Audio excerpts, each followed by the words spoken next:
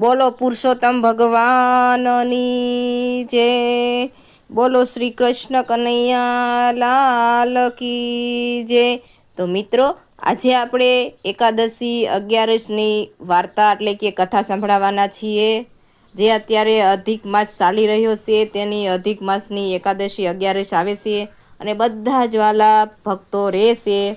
તો ચાલો આજે તમને એક સરસ મજાની મસ્તની કથા સંભળાવું છું।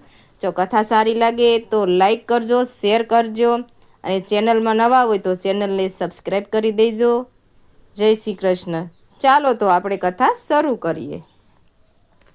એક વખત ભગવાન શ્રી વિષ્ણુના પરમ ભક્ત એક ગરીબ બ્રાહ્મણ રહેતા હતા। તેઓ ખૂબ જ શ્રદ્ધાથી ભગવાનનું નામ સ્મરણ કરતા હતા અને દરેક 11નું વ્રત રાખતા, પરંતુ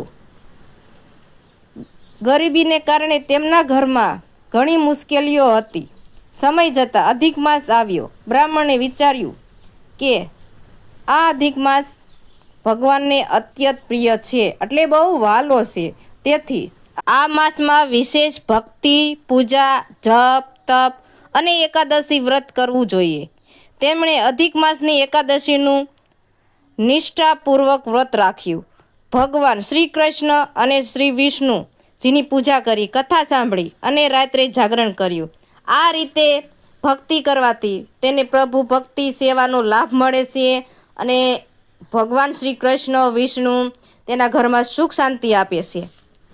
ભગવાન તેમની ભક્તિથી પ્રસન્ન થયા। સપનામાં દર્શન આપી કહ્યું, હે ભક્ત, તું અધિક માસની એકાદશીનું વ્રત શ્રદ્ધાપૂર્વક કરે છે, તેથી તારા તમામ દુઃખો દૂર થશે। થોડા જ સમયમાં બ્રાહ્મણના ઘરમાં સુખ શાંતિ અને સમૃદ્ધિ આવી ગઈ।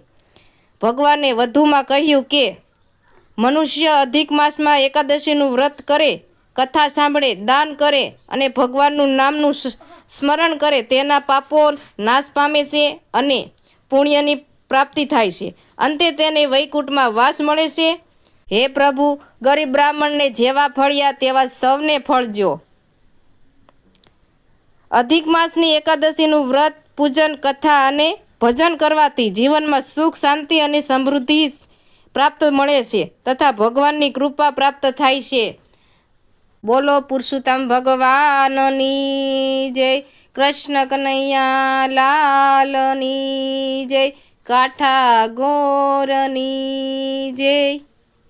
મિત્રો, તમને આ વિડીયો અમારો કેવો લાગ્યો છે? એકાદશી કથાનો સારો લાગ્યો હોય તો લાઈક કરજો, શેર કરજો। આવા જ અવાનવા વિડીયો જોવા માટે અમારી ચેનલને સબસ્ક્રાઈબ કરો। જય દ્વારકાધીશ।